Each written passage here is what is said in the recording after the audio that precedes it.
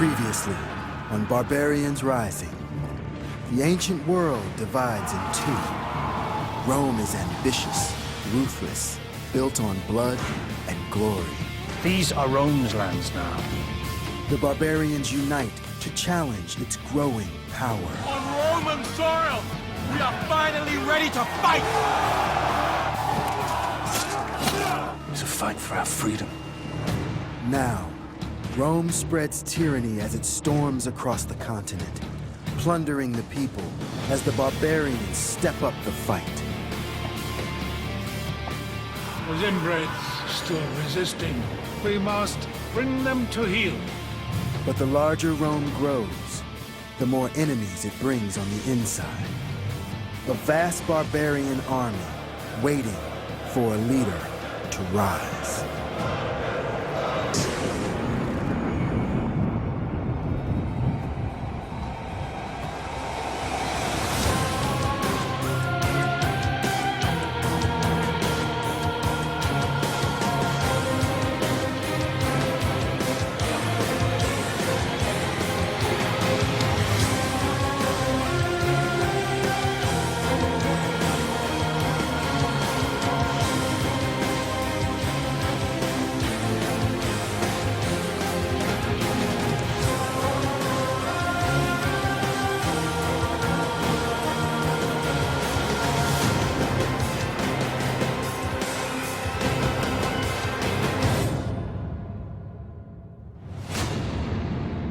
Rome is now the supreme power in the ancient world, stretching across Italy to North Africa, through Hispania and into Gaul.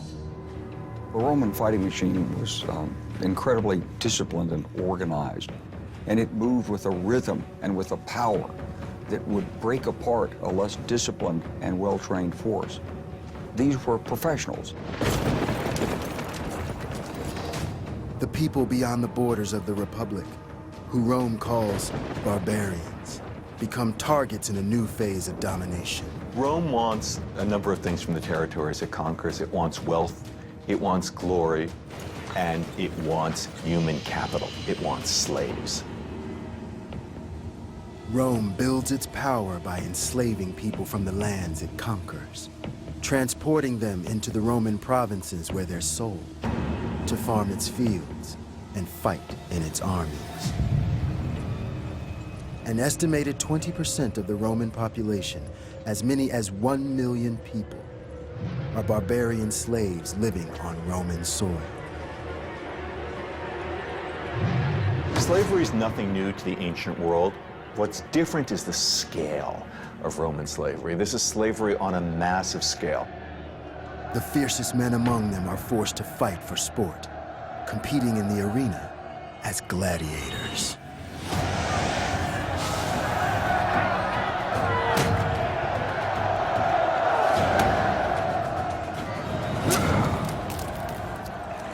We think immediately about the Colosseum. We think about this huge arena, 50 to 60,000 spectators egging on their favorite competitors, fighting to the death. But the reality in the Republic was very different. This scale was much more modest. In the provincial amphitheatres, you're talking about local events that are dirty and sordid and grubby and violent.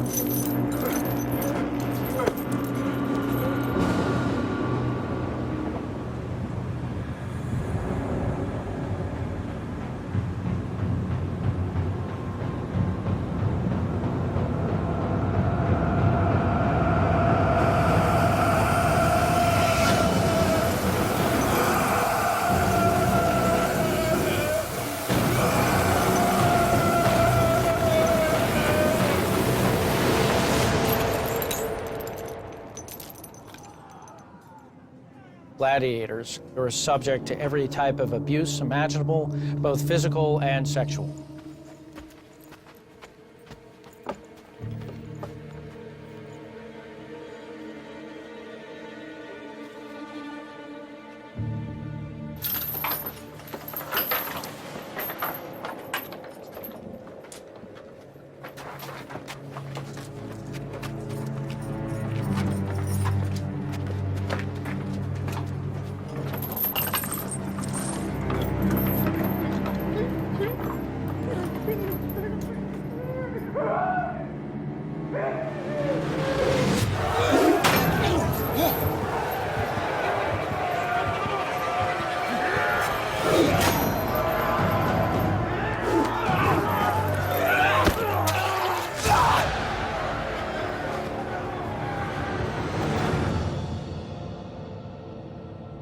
Most gladiators died in their 20s or 30s.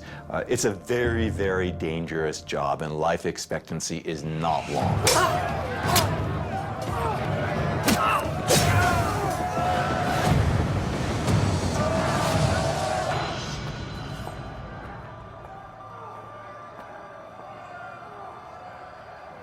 Spartacus. My name is Spartacus. Spartacus is a bit of an enigma to us. It seems that he came from Thrace. He may have been from a noble background, because the name Spartacus itself could be an aristocratic name from that region. It's a place known for great fighters, so much so that the Romans incorporate those fighters into their military. But ultimately, he is sold into slavery, and he ends up in a gladiatorial school in Capua.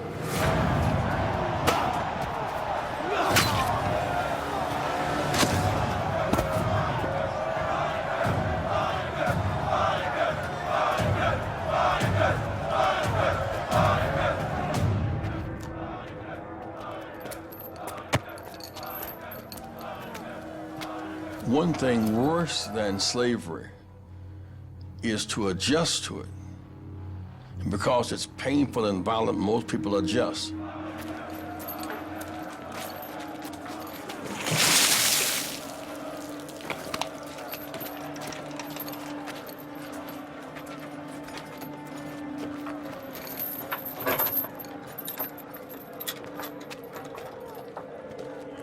Spartacus. Spartacus the Invincible.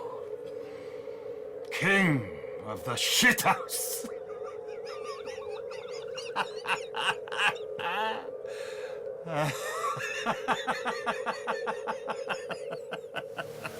No man would want to be in that situation, and if there was any opportunity to get out of it, you would.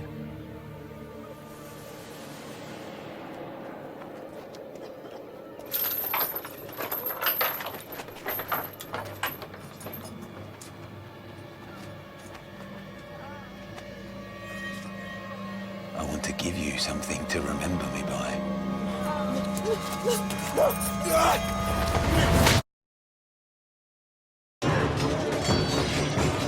Rome tightens its grip on the Mediterranean, and as it grows, the future that Hannibal envisioned 140 years earlier is now coming true. The Republic is making slaves of the barbarians, but one man, Spartacus, is making a break for freedom.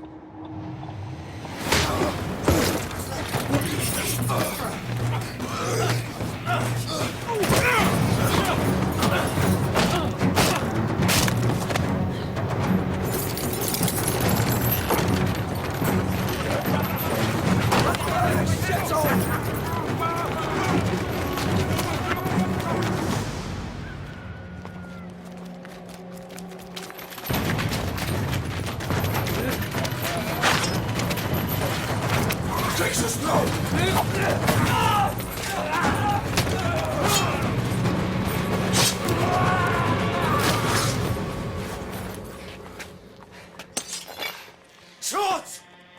Now we have two swords! Now we have two dead soldiers and an army sure to follow.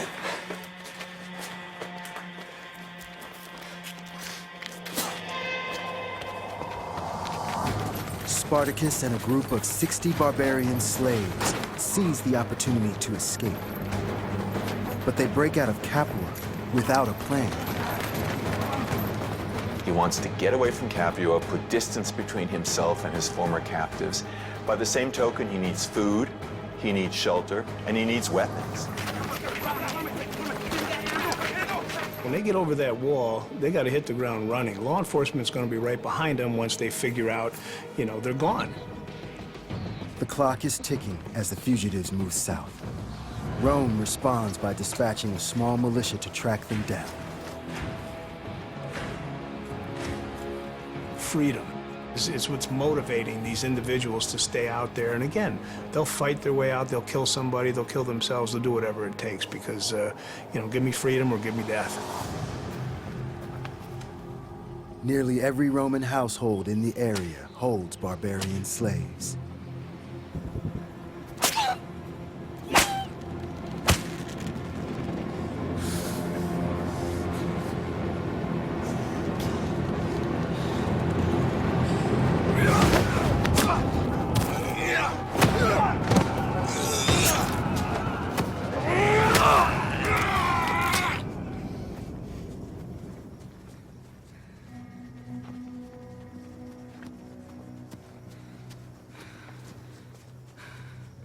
Spartacus's escape quickly becomes a real problem for the wealthy estate owners of Campania. First of all, he and his men are trained killers. Secondly, they begin attracting other slaves to them.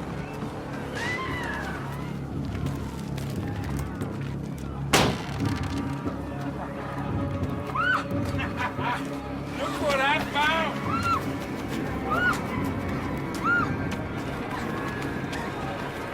Let's go. Let's get to higher ground where we can see what's coming for us. Here they'll round us up like sheep. Vesuvius. Demons live there. No. They live here. Up there we can see for 50 miles in all directions. We can bide our time. You do what you want, Spartacus. I'm going to enjoy my freedom. Fine. And when the Romans roast you like the pig you are, you tell them we're going east, back to Thrace.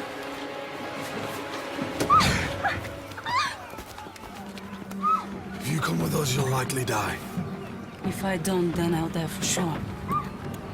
Very quickly, we see Spartacus evolve. He frees other slaves. There's strength in numbers. He secures equipment. Most significantly, he decides to head toward Vesuvius, his high ground, if you will.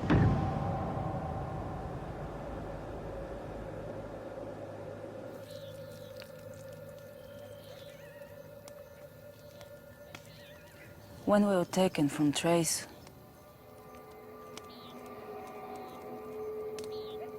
I think maybe it was 10 years ago. I've lost count. They dragged us from our homes, burnt our towns. To my great shame, I fell into their hands and, well, you know the rest.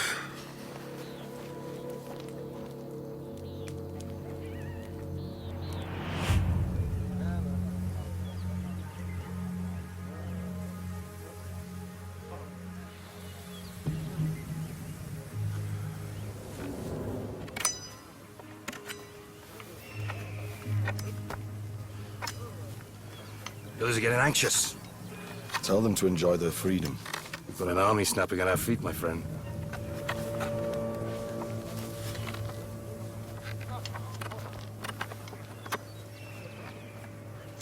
Spartacus is invincible. I know that. We all know that. He's got a plan. I've seen a giant fade to nothing before my eyes.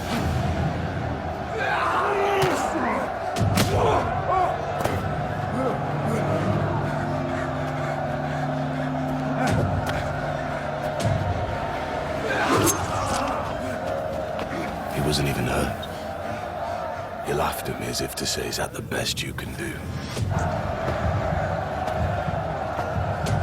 I knew I had killed him. And then he knew.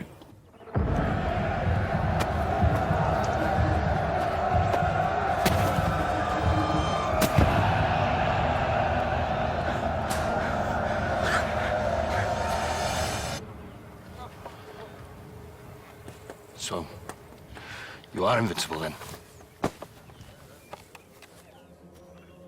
People like Spartacus, like some of the slave revolts in our country, they made a decision that they'd rather make the effort to be free and risk their lives than to spend one more day as a slave in captivity. Soldiers! Roman soldiers!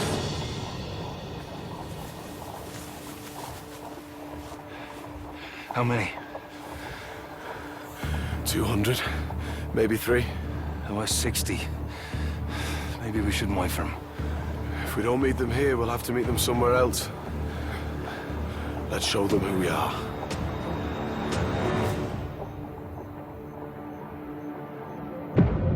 Three miles up the slopes of Vesuvius, Spartacus holds his position on the high ground. In the valley below, 300 Roman soldiers make camp. There's only one road up and down Vesuvius. They feel that they've got Spartacus cornered, and they merely have to wait for him to try to foolishly fight his way out or to starve to death.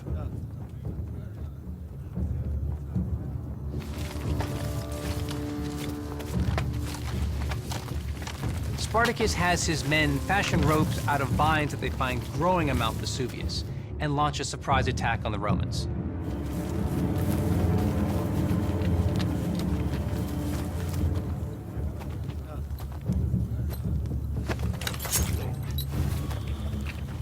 By choosing to stand, by choosing to fight, and coming up with a military solution, Spartacus is showing what kind of man he is.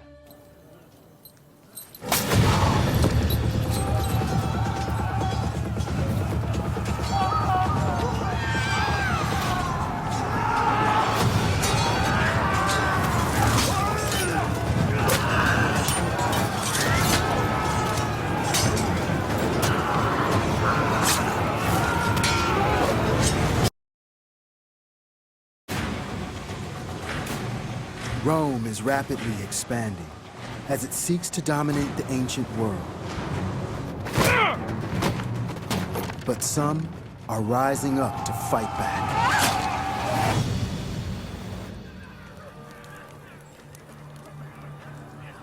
The defeat at Vesuvius was a complete surprise to the Romans. They weren't expecting to be ambushed. They thought they were dealing with fugitives, and the fugitives would run, rather than that the fugitives would take the fight to them.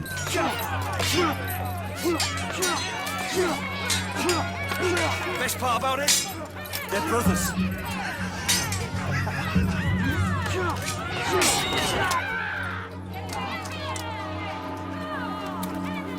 Kill him.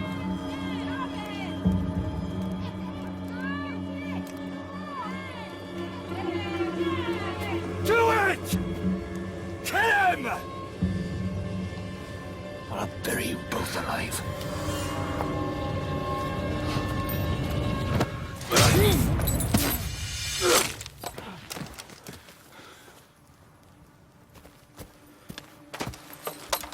Go to your commanders.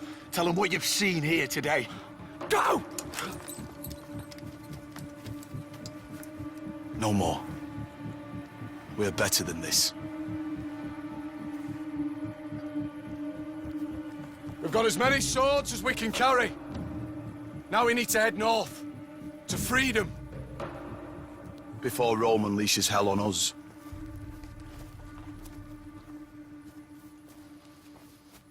Spartacus isn't looking to start a war. He's searching for a way home. Thrace is 700 miles away through hostile territory. His target is the Cisalpine Pass, a break in the Alps leading to the homelands the barbarians left behind. Word of Spartacus's victory at Vesuvius spreads. Barbarian slaves from across the Republic flee their masters to join the man they believe will set them free. He's reminiscent of other people in history. Abraham Lincoln never expected to be leading an army engaged in a great civil war. Nelson Mandela didn't expect that he would become the head of a revolutionary movement. And yet, these people, like Spartacus, show that it is possible to rise to the occasion. The whole society functions using slaves. So if there is an uprising, this is going to really strike at the core of how the Republic works. Rome's plan to bring the barbarians within its border is starting to backfire. We need to get rid of the Romans. Wipe them out. Not just free ourselves. Yes, but here, in their own country. That's a death wish. I don't care how many there are of us, there will always be more of them. But in our homelands, in Gaul, in Thrace, it is possible. Maybe. Maybe not. But what we can do is we can damage them badly. Say we go south to Sicily. Kill as many of them as we can along the way. Crixus, you are a warrior. You'll die in battle, that I know. If we were an army, Crixus, I would turn and fight. But look around you. These people are not warriors. They're farmers, nursemaids, artisans. yes, more's the pity. They want to live! They've a right to live!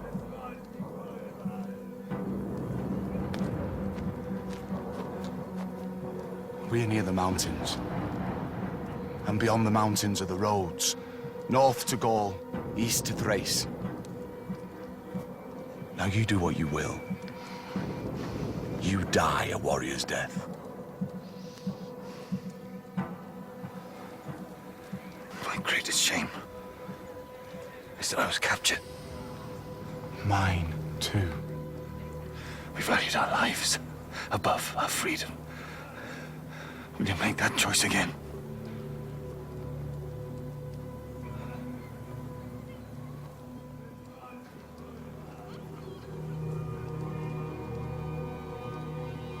No. And I'll see you in the next life.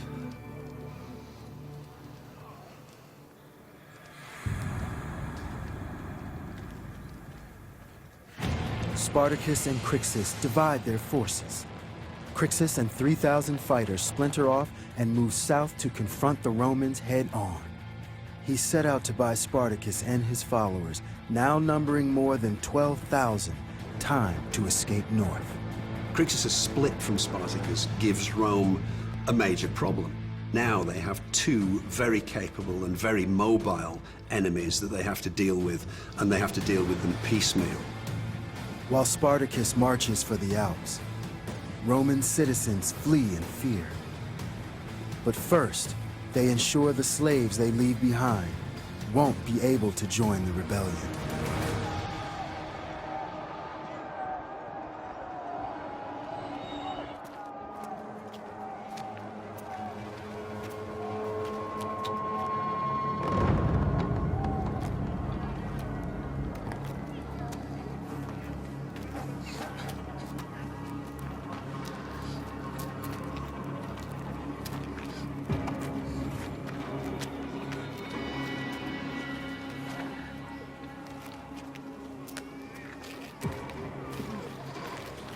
Blind them and lame them so they cannot run.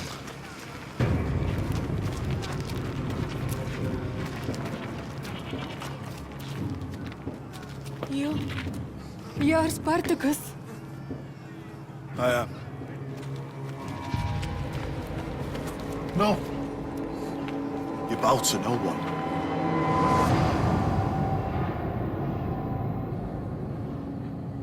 All I wanted was to escape that hellhole Capua and get back to Thrace. I know you didn't want it. But the people now look to you. They see you as salvation. Where do they expect this to end? What do they think I can do? When a leader achieves success and others start flocking to your standard, then that responsibility takes over yourself also. And how do I handle this? What do I do with it? how do I take care of my people and wheel them into a force of maximum power? And this is one of the great problems of Spartacus. By the autumn of 73 BC, Spartacus's flock is growing at the rate of hundreds a day.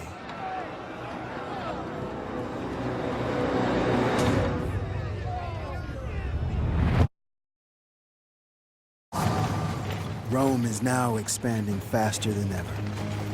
But its growth depends on enslavement, the latest weapon in the 300-year war to crush the barbarians. Spartacus's followers now number 25,000, with hundreds more joining the cause every day.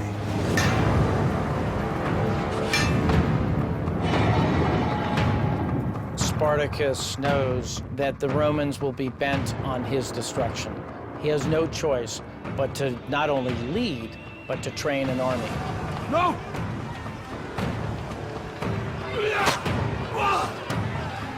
To create an elite force, you're talking an investment of 2 to 3 years minimum.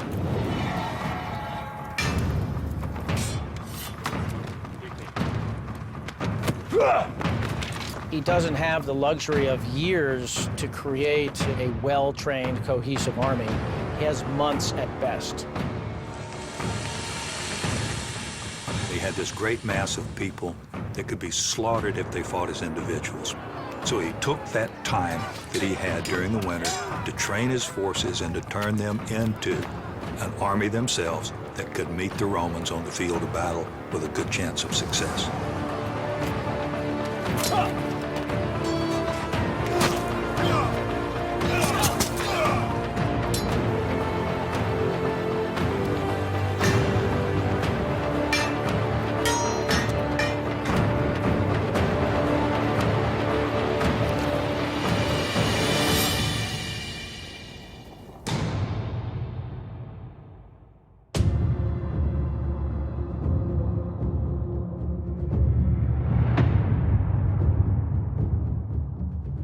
When spring finally arrives, Spartacus and his newly trained army, now numbering 50,000, continue their journey home. Every slave owner is thinking, will my slaves be next? Will they join Spartacus? Just how far is this going to go? It's an enormous threat.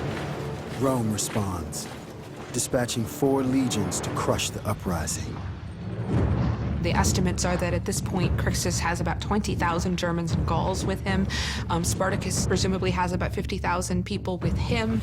And there's a real danger at this point that the rebellion actually spreads beyond just slaves.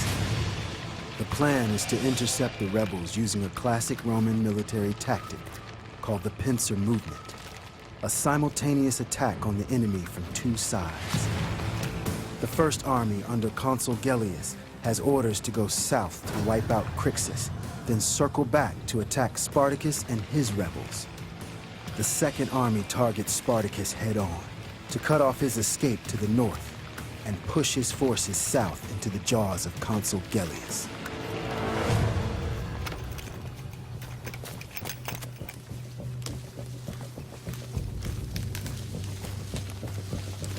Spartacus. Tell me. The Romans are coming. How many? 2 legions.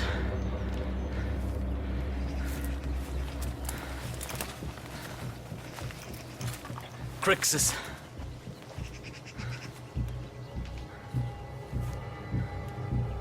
Dead. Not one was left alive.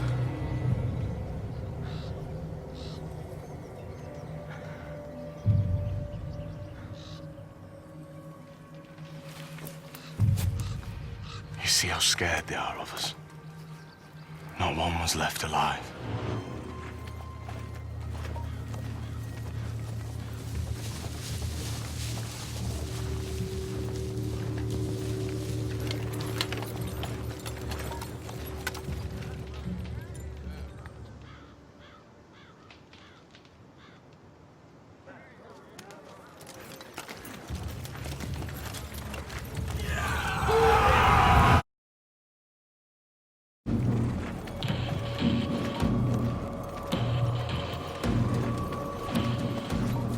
For more than a century, Rome has been the dominant power in the ancient world.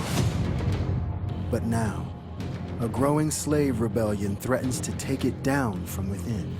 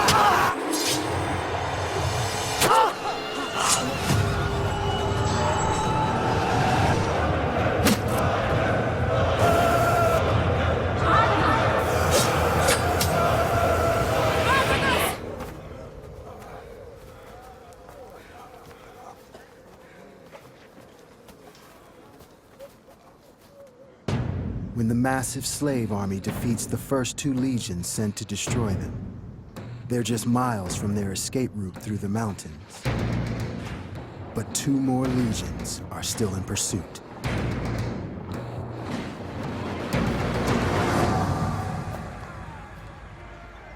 We did the impossible today. And the murderers of Crixus are only half a day away. You'd stay and wait for them? Why wait? Spartacus. Spartacus, we are home. This is our escape. The door is open. It is. Brothers! Sisters! Warriors! The Romans outnumber us. But they only fight for money. They have no answer for our courage and our thirst for freedom. The men who murdered our brother Crixus have come to meet us here. Do we run from them? Do we let them come for us like wolves? We are warriors. We're free to fight and free to die if need be, the way we choose, on our terms. We can make Rome bleed. We can make her weak the way she made us. If we can take Sicily, we can starve Rome and bring her to her knees!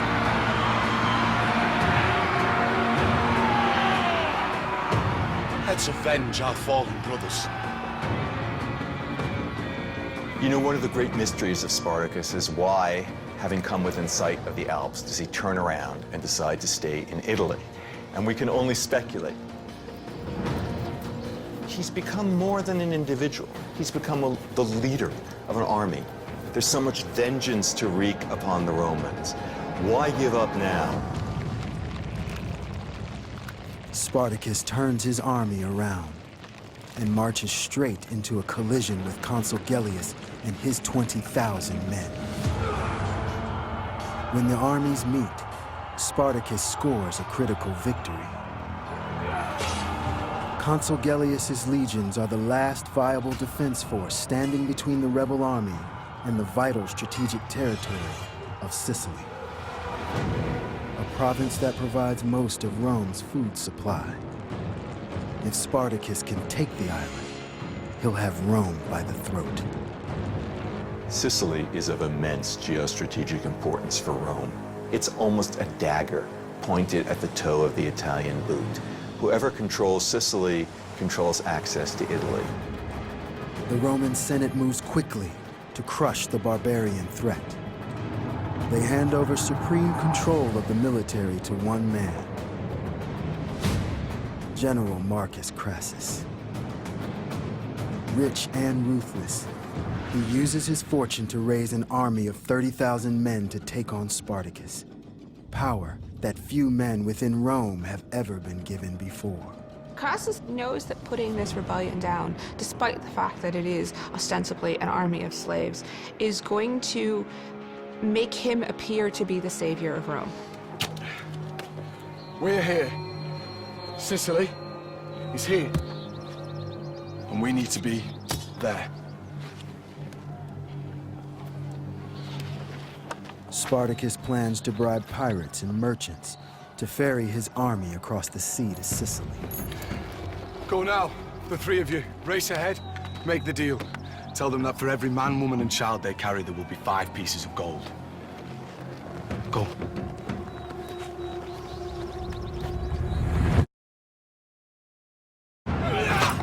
Spartacus's rebellion has been the greatest threat to Roman supremacy in a century.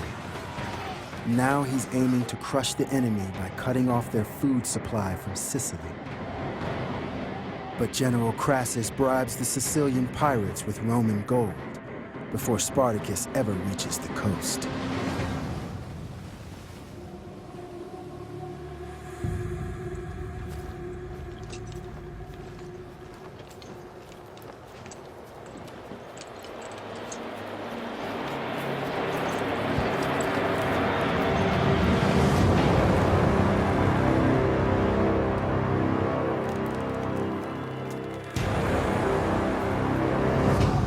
Spartacus has beaten the odds for 2 years, but now, just 19 miles from his goal, he's left with only one option: turn and face his enemy.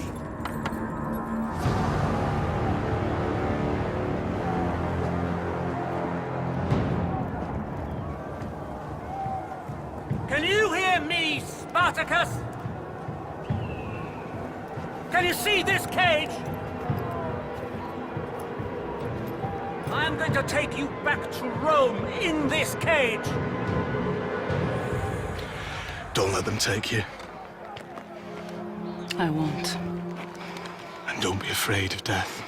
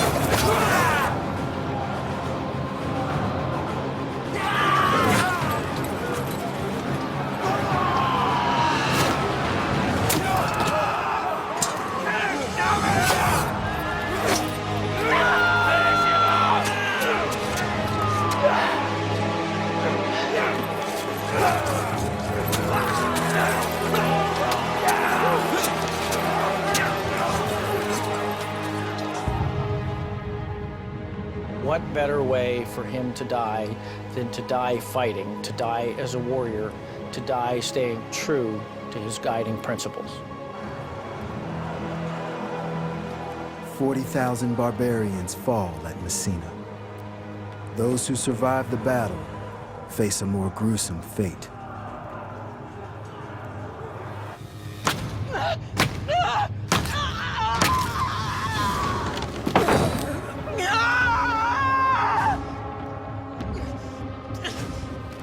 Crassus parades the captured slaves through the streets of Rome and crucifies all 6,000 along the Appian Way.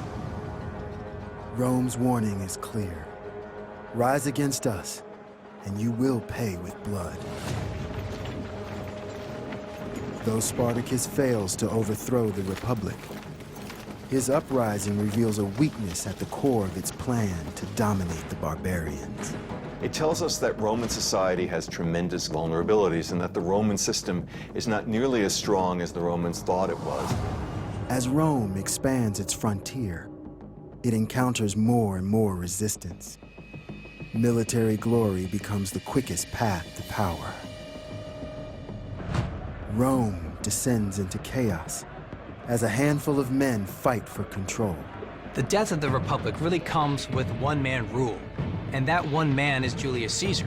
He is the perpetual dictator, and it's his successor, Augustus, that takes it even further. Augustus was the legal heir of Julius Caesar, the hand-picked successor of the great dictator. He has the control of nearly all of the Roman army, and with that he's able to do pretty much what he wants. Augustus succeeds where Caesar fails, and perfects the art of empire building. 45 million people, 15% of the world's population, are now under Roman control.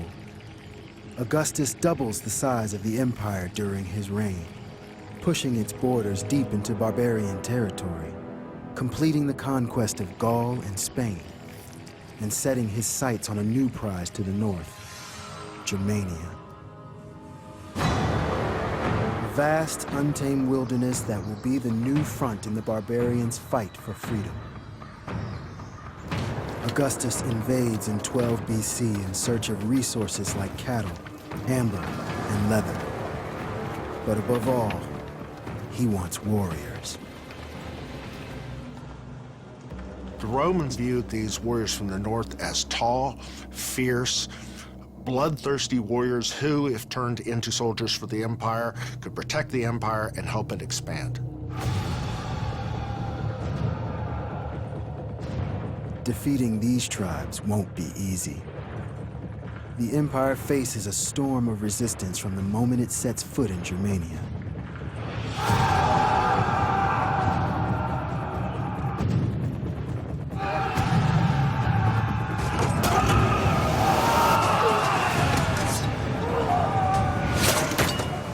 The campaign drags on for 30 long years. The Roman army spent huge amounts of money in order to conquer all of Germania. But still, the Germans refuse to fall. Leading the resistance are the Arivarii and the Carusi, who fight to keep Rome at bay.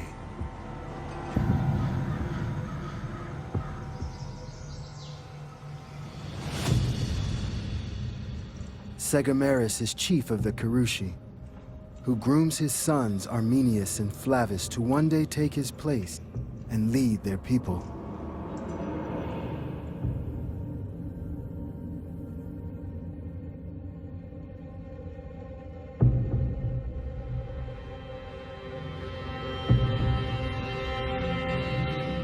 But before his oldest son Arminius can claim his birthright, the Empire steps up its assault on his tribe, unleashing a new weapon from its arsenal of tyranny.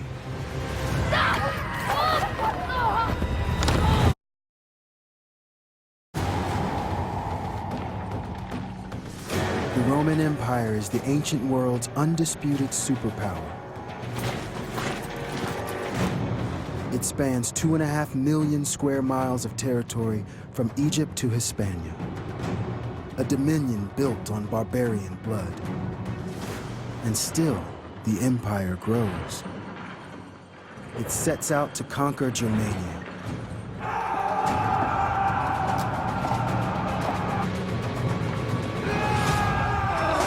But unable to defeat the barbarians by force, Rome once again resorts to a familiar strategy. It begins to negotiate deals with the rebels, promising gold and peace in exchange for surrender. One by one, battle-weary Germanic tribes accept Rome's terms.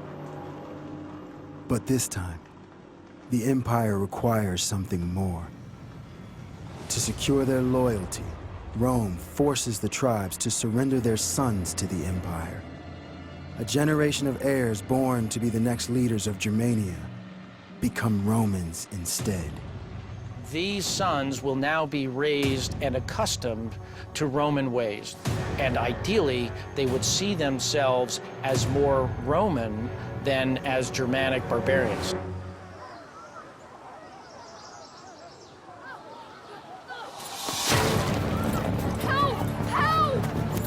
Let go! Mother, stop them! Oh, Vizela! Take this! Stop! Stop! We can't do this! My father's the chief!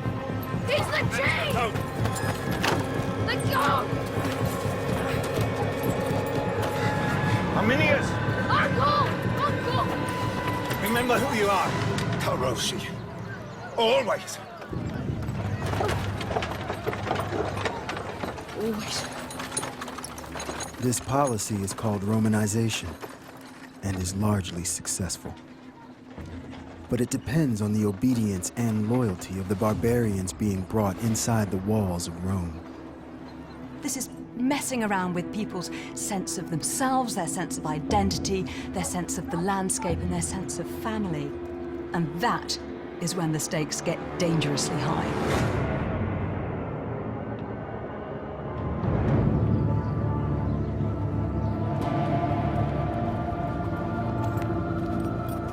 Brother.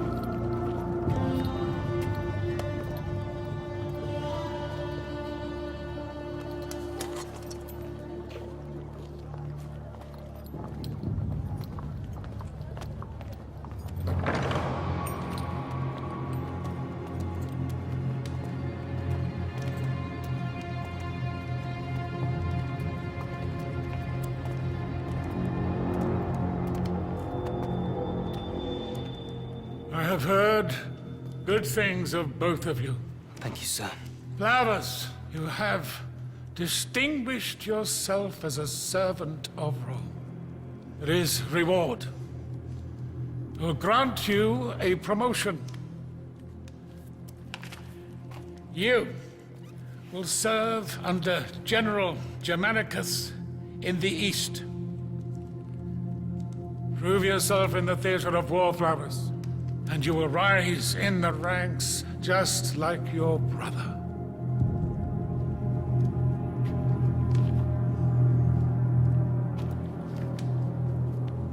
Congratulations on making the rank of equestrian, our most trusted officers. Well done, Arminius. A remarkable feat for a barbarian. You will be posted to Germania. Governor Varus will continue to monitor the borders with the Rhine, and I will send auxiliaries for you to aid the garrison of the north. The Zimbrids are still resisting. We must bring them to heel. You will return to your homeland, not as a barbarian, but as a son of Rome.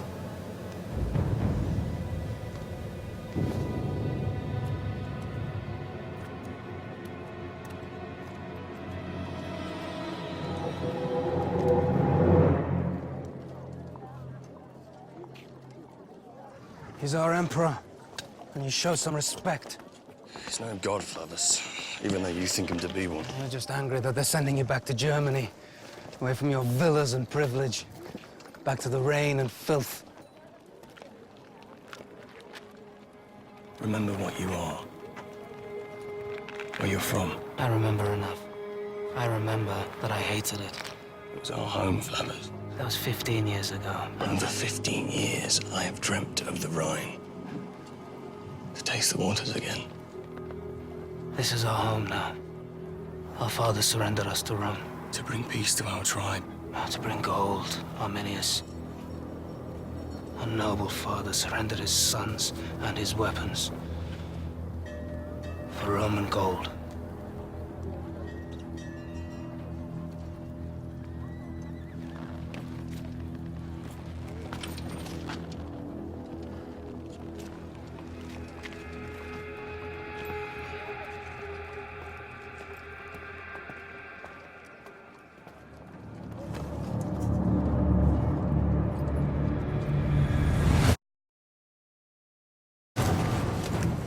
Rome's 400-year march toward total domination of the ancient world comes north to Germania, where the barbarians' fiercest resistance yet is keeping the emperor from claiming his ultimate prize.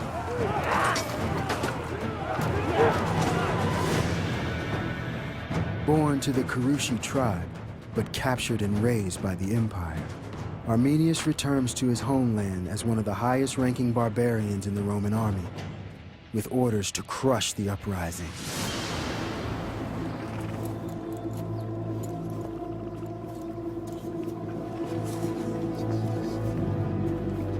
Arminius would have been greatly conflicted. In all likelihood, he would have burned villages, slaughtered whole peoples. And then, as he stands at the Rhine, looking eastward towards his own homeland, he would have been thinking, I may be called upon to do the same thing for Rome to my own people.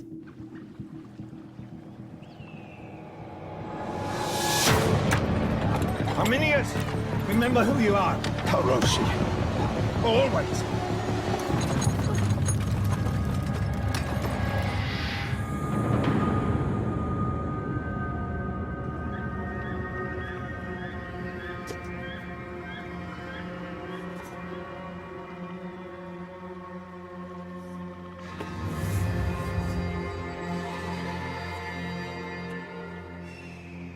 Arminius will be under the command of the Emperor's most notorious enforcer, General Varus.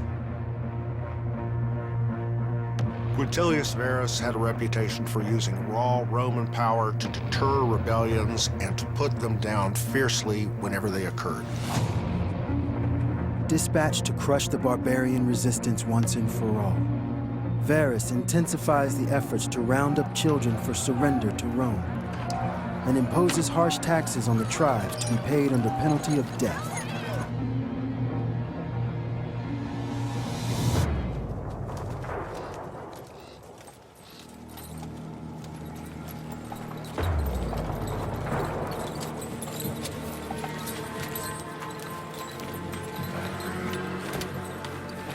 Send me to Varus.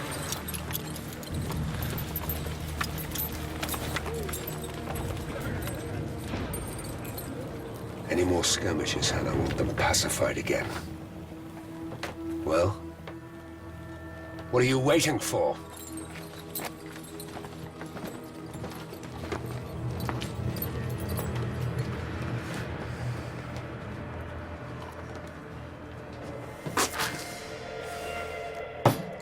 I can't drink this filth for much longer. Arminius. The boy hostage by his tribe to Rome. The boy who rose through the ranks to become equestrian in our great and mighty army. What an abomination. I need an enforcer. Someone capable of enlisting warriors and capturing tax evaders. Can you do that? Yes, sir. And how would you do that? I know how the Germans think.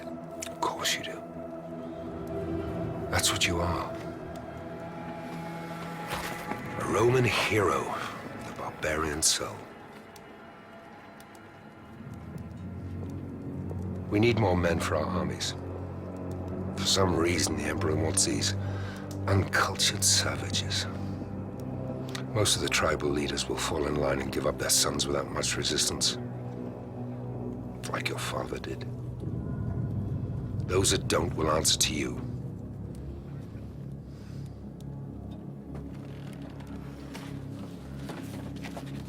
Arminius, I do not have to question your loyalties here, do I? You know who you belong to now. For the Emperor. For the Empire.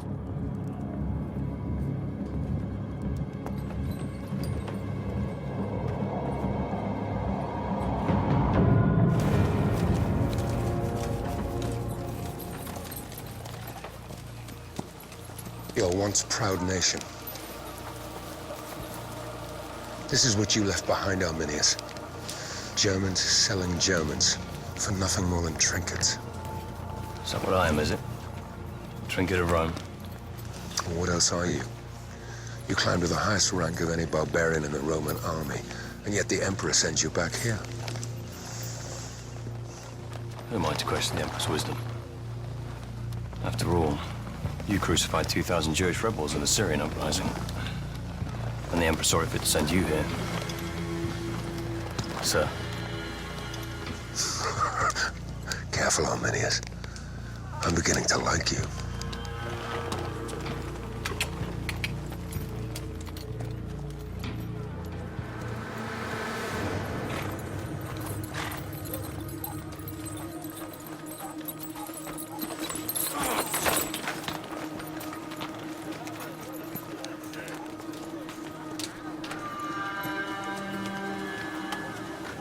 Why have you not paid your taxes, Emsger? I have. Not all. I'll take her instead.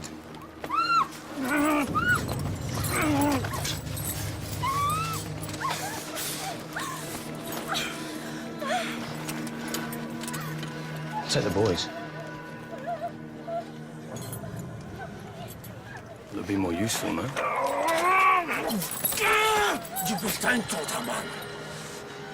What did he say? Call me a traitor.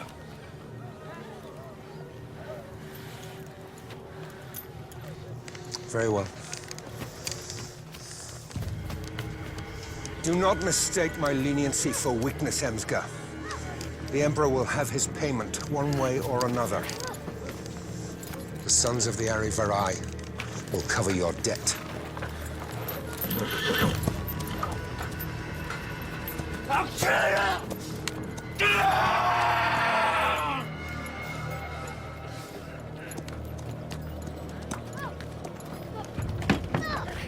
You are Kurushi tribe, yes? Yes. You will go and collect their unpaid taxes. Show them we are no longer in a position of striking deals. Yes, sir. Come down hard on them, Arminius. They must fear you. No negotiations. Grain, soldiers, and silver. That is all.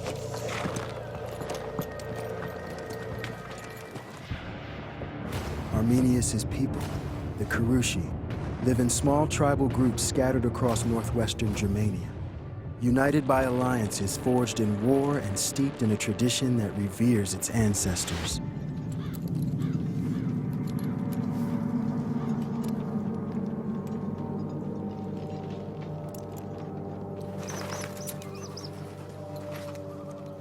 Wait here.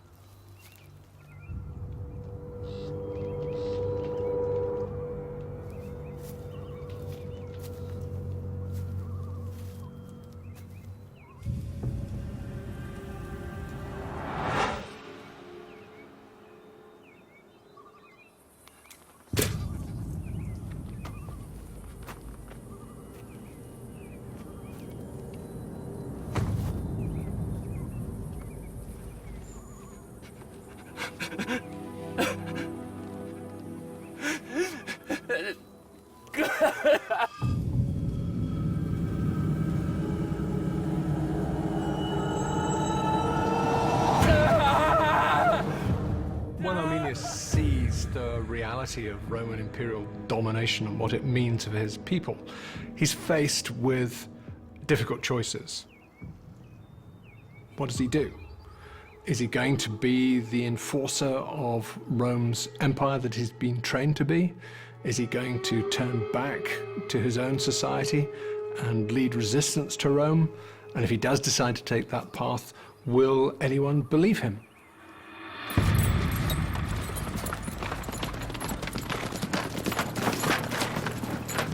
At last, our favorite son has returned. Equestrian, no less. Your father would have been very proud, as am I.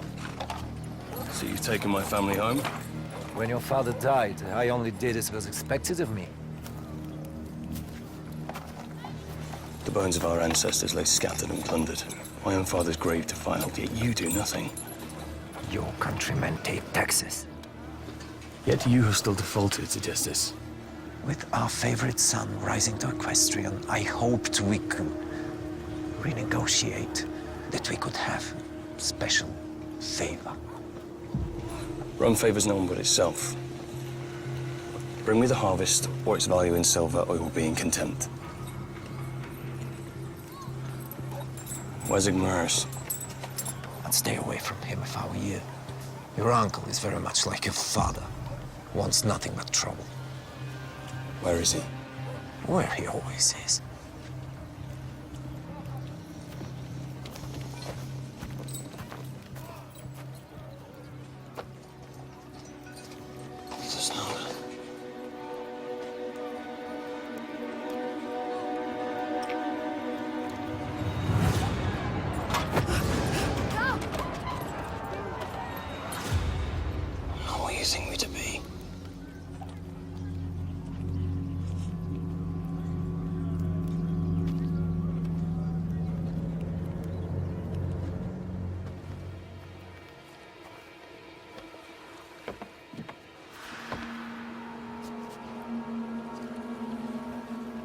heard you were back. From Emska.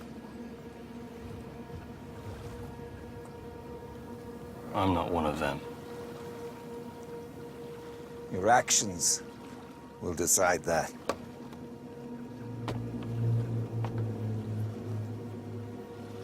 So, who are you?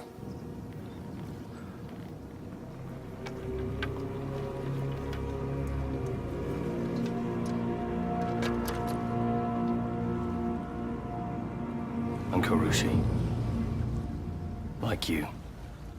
Karushi are not in the habit of abducting the friend's children. I had to save this girl. I can get his boys to freedom later. I had no choice. Your father was devastated, surrendering his sons to Rome. You, putting on that uniform, not knowing what you would become, drove him to his grave. His son, the Roman.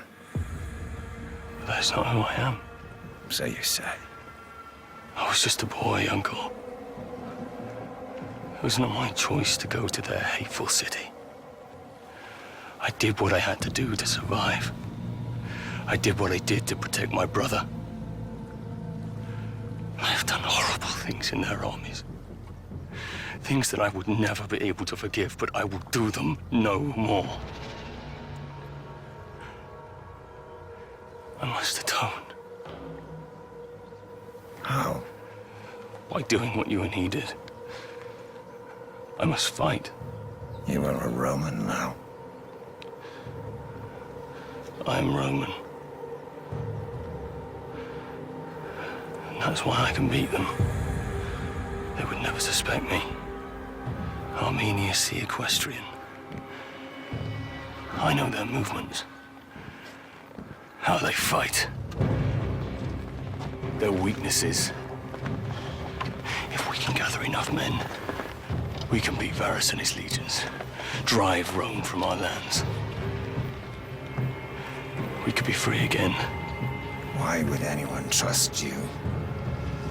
The Roman. You would vouch for me, Uncle. Why would I do that?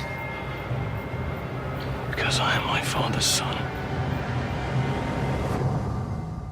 Out of the crucible of unfreedom emerges somebody with an extra dose of will and sacrifice and becomes leader. Arminius' uncle, Igiomeris, travels to all the western tribes seeking allies.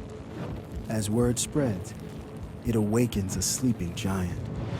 Roman imperial domination challenged something that lies at the heart of everything that we're told about Germanic society, that it's all about political independence, it's all about political freedom. And faced with a challenge to those ideological traditions, I think a lot of Germanic warriors felt they had no choice but to fight. Arminius acts as a catalyst to bring everyone together, and that makes him dangerous, much more dangerous than Rome could ever imagine. Arminius knows Rome's plans and tactics, intelligence he'll use to take them down. He's devising a battle plan that combines the barbarians' guerrilla tactics with the scale and precision of a Roman attack. Arminius is uniting the Germanic tribes under one leader for the first time. To guard against betrayal, Arminius decides that tribal leaders must join or die. Those who resist give him the perfect cover.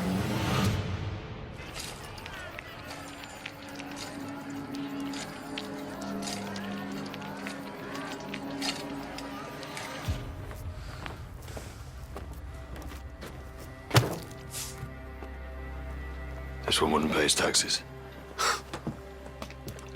Food supplies are low, and I tire of this rat hole. I don't want to be here any longer than I have to.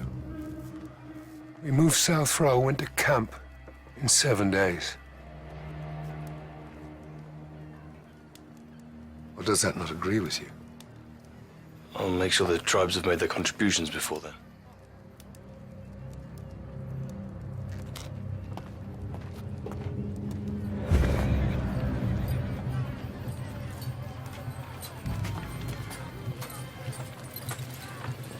Plan has changed.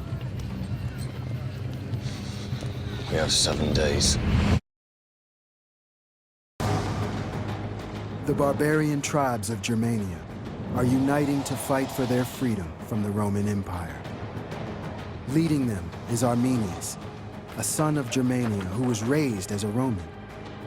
An enemy on the inside, with a plan to defeat the Empire, using its own battle plans, combined with barbarian guerrilla tactics.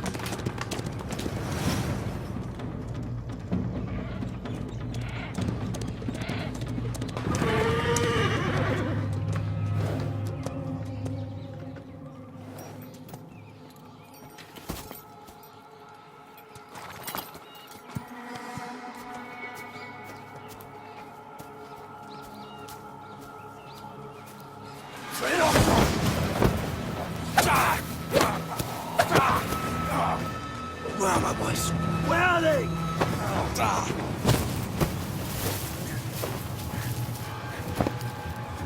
Where are they?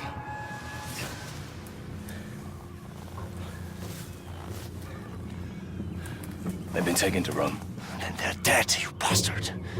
When they get word of your rebellion in Rome, they will kill them. They were dead anyway. They would have been taken next year as fodder. At least this way they have a chance. Your daughter did not.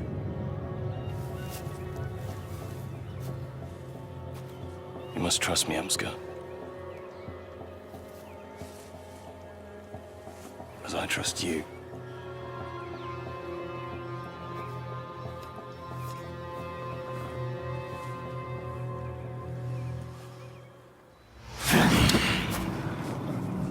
It's all right.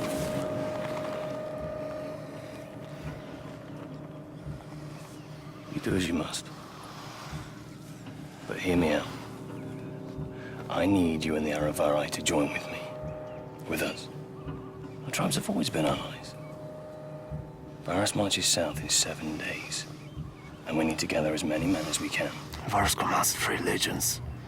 Not on 20,000 men. We will be slaughtered. We cannot beat them on open ground. We know that. Our scars are proof. We force them into the Tutabo forest. Varus is no fool. He'll never take his army through the forest. Then we make him. Varus believes this whole area is under his control. So we make him believe there's a rebellion brewing in the east, and we give him no choice but to take the forest. Arminius, we can't. We can, and we will. I have fought with them long enough. I know their weaknesses. Without their formations, they cannot fight. And I know our strengths.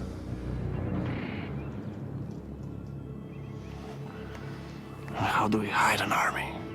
We build ramparts along the tree line. We've done it before. It'll be too late before they see us. We could slaughter them all.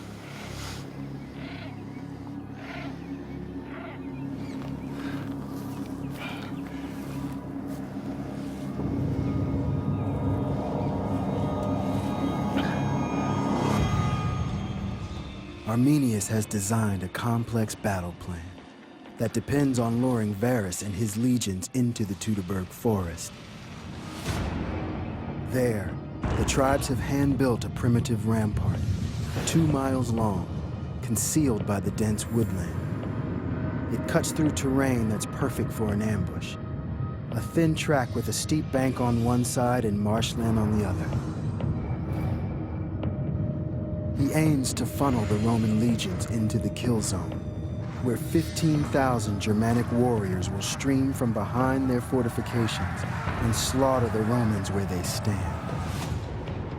Now, more than ever, secrecy is critical. But as the tribes grow more desperate under the occupation, it becomes impossible to maintain. There's plenty of opportunity for divide and rule. You only have to offer a not massively advantageous set of terms to one Germanic group, and they will fight their neighbors. What's even more incredible is that there's a member of his own tribe in the end who will sell him out.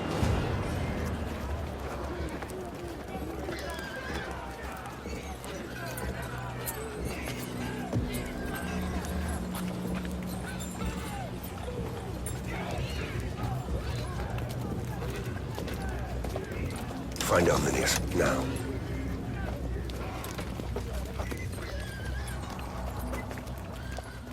Never underestimate your enemy. Always think the other guy's stronger, smarter, better than you are, because it keeps you hungry.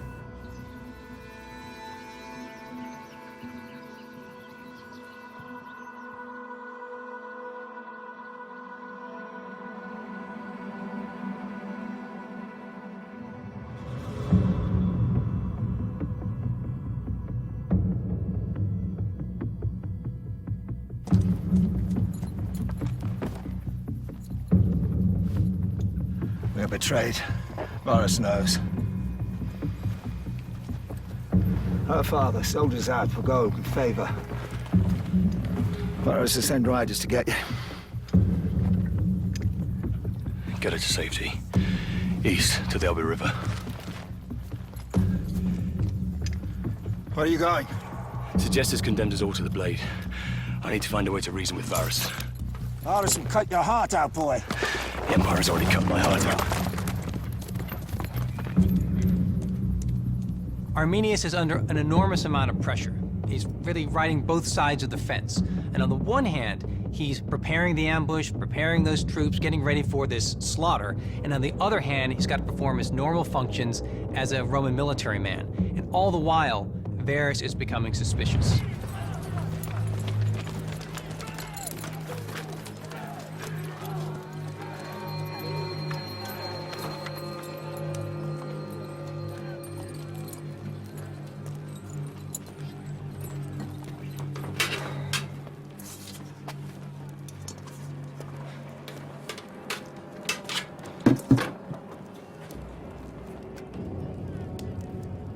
You've been cut. Resistance from a chalky leader. Now rots in the marshes along with his ancestors. You can never trust Germans. There are always undercurrents of deceit. Cover it. He already has a taste for barbarian flesh. Your old friend Segestus was here. What tax concessions did he barge for this time? He says there are fires of a barbarian rebellion. He says it is you who fans the flames. But you mean to kill me?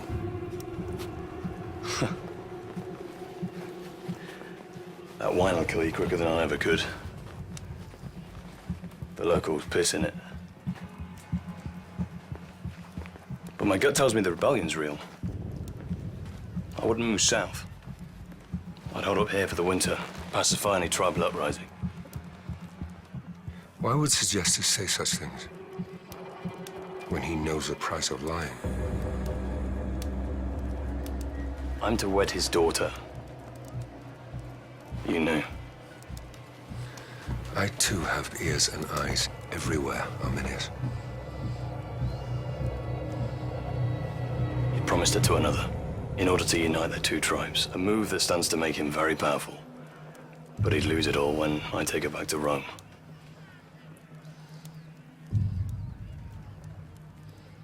Send auxiliaries to reinforce our garrisons in the east. Protect the route to the Rhine. They piss in it, you say? I'll drink to that.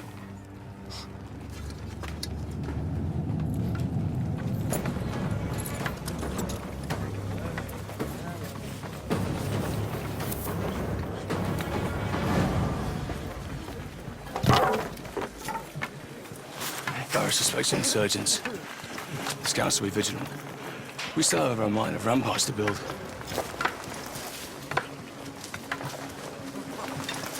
If they suspect anything, we will be ready.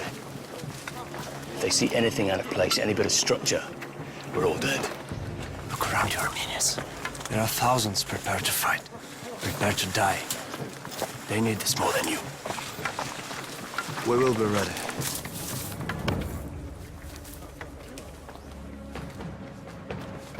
Just to conceive of how you get the Roman army spread out in a line in terrain that will nullify all its military advantages. This is an extraordinary act of intelligence, daring, and imagination. Arminius builds a dam to turn the only other forest path into an impassable swamp. This will force Varus's men directly into the line of fire. Finally, Arminius lays the bait. He gets his allies, the Cimbri, to start a revolt for Varus to crush. The only way to reach the uprising is to travel east through the Teutoburg forest. Most courageous of all has to put himself right beside Varus and guide him, walk him into the trap personally.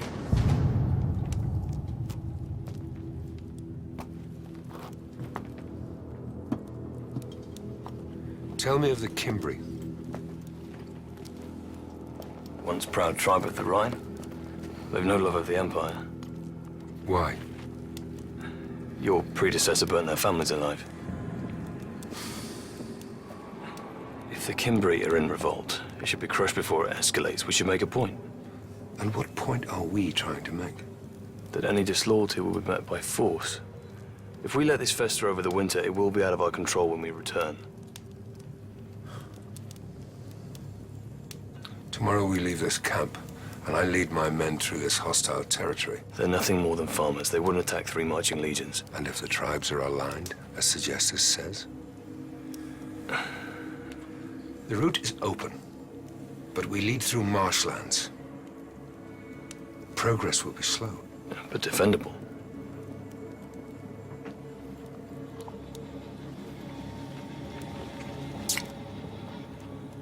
I shall sleep on it. Let the gods and the wine decide.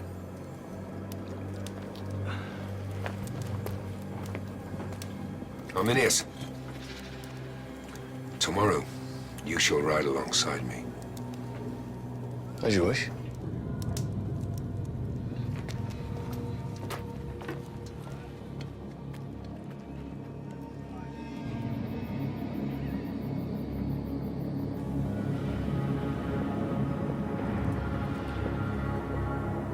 Tonight the gods judge me. Tomorrow they will judge us all.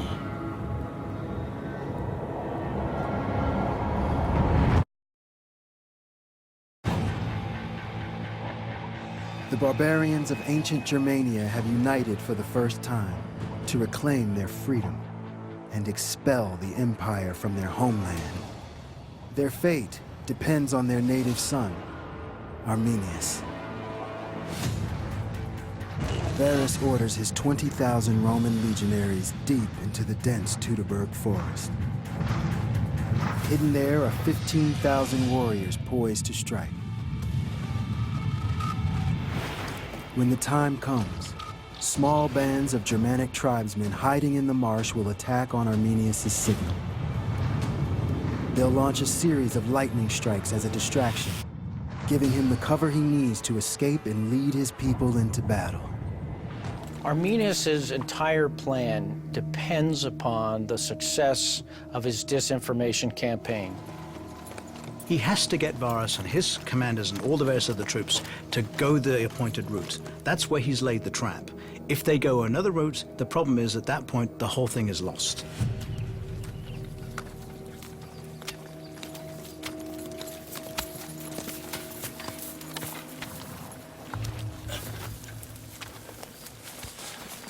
If the route's also flooded, we come across the marsh.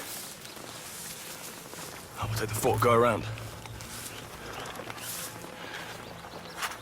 If you value your tongue, don't even think about questioning me, boy. You dare bring the entire army to a halt.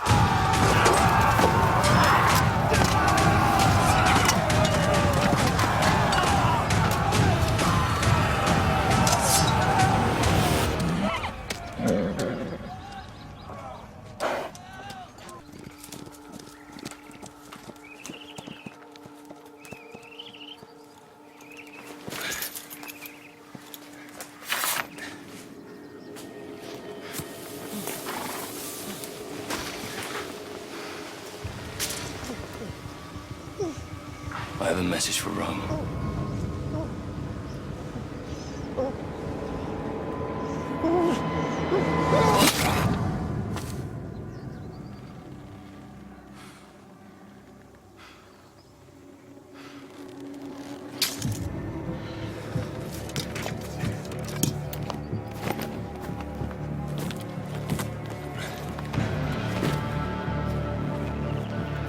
Arminius. These are you. They were your fathers.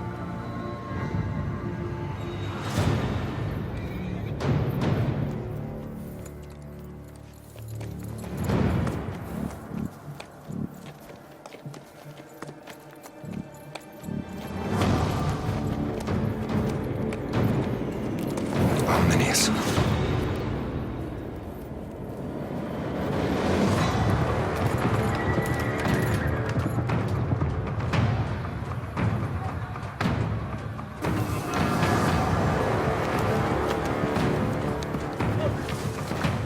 Scouts are upon us. Get it covered now.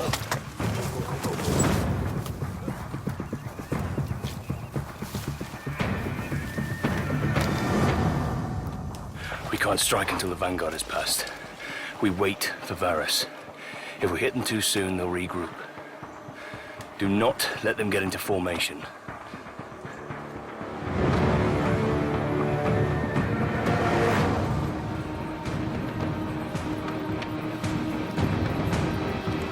The deafening silence of battle. You discover who you really are. Karashki. Next time on Barbarians Rising.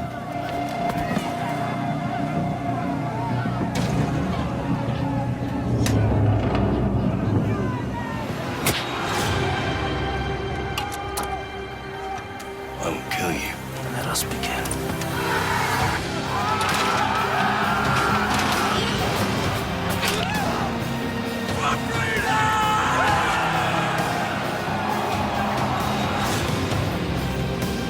You will regret making enemies of us!